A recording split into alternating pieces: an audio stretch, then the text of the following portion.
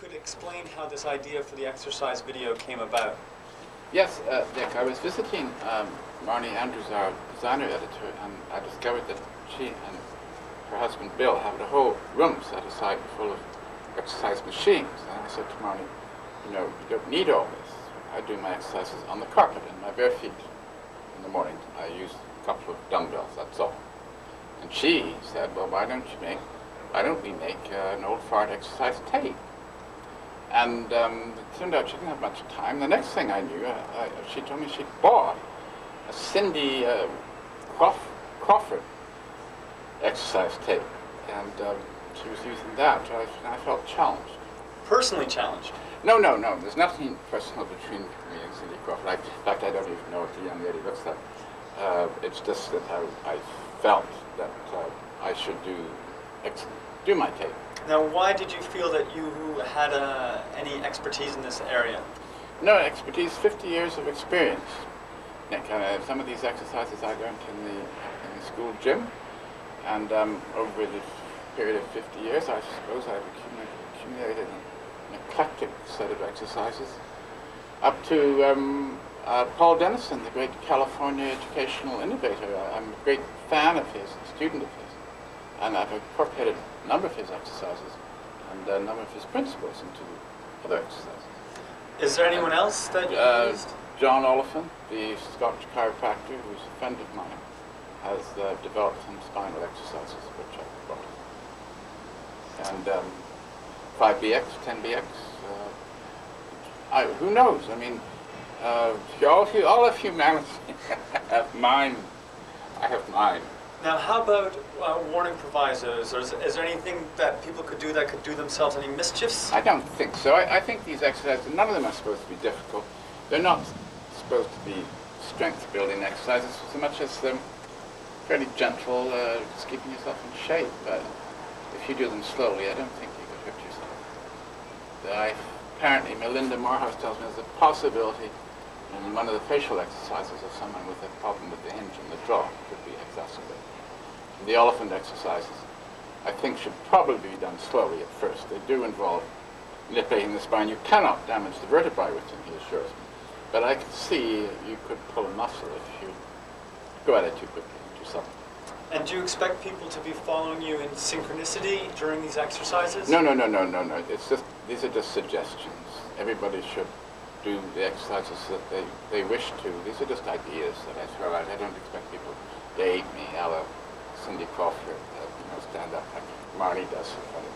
I don't expect that at all. They're just ideas, suggestions.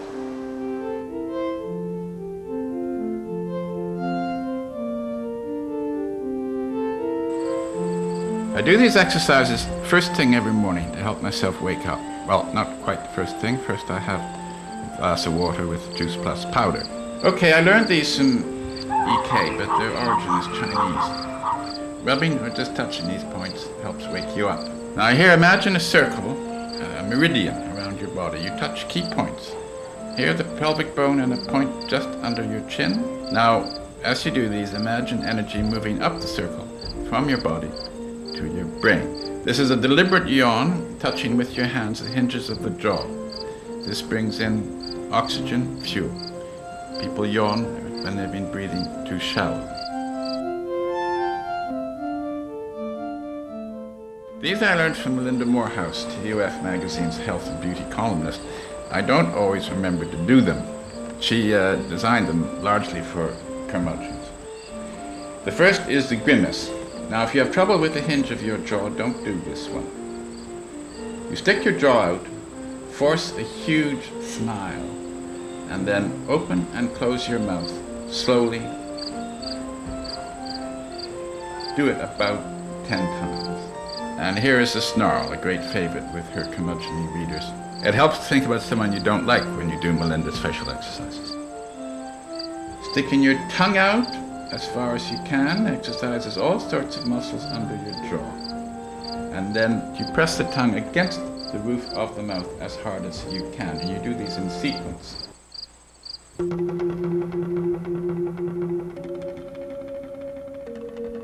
This is one I learned from Dr. Oliphant just recently. he believes you can self-administer certain chiropractic manipulations. This one helps problems in the lumbar region. Now, his punches are much more violent, but you should do all new exercises gently at first, so you don't pull a muscle. Now, this one is especially good for the sacroiliac and is recommended by Dr. Oliphant, Scotch chiropractor. This is one I saw years ago in a TV exercise program. The instructor said to make the circle you're drawing with your torso as large as possible. My kids used to call it Dad's helicopter exercise.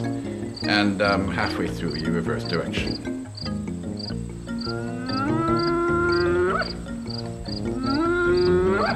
This movement forces the shoulders back and straightens the spine.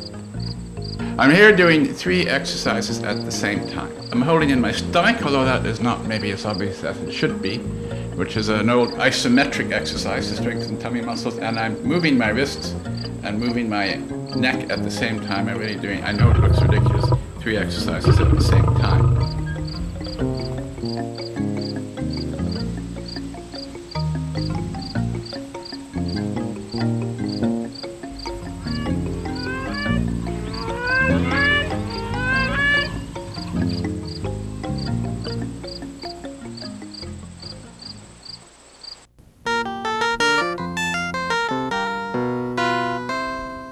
As we grow older, the muscles of our arms and upper body tend to deteriorate, not because we're getting old, but because we're not using them.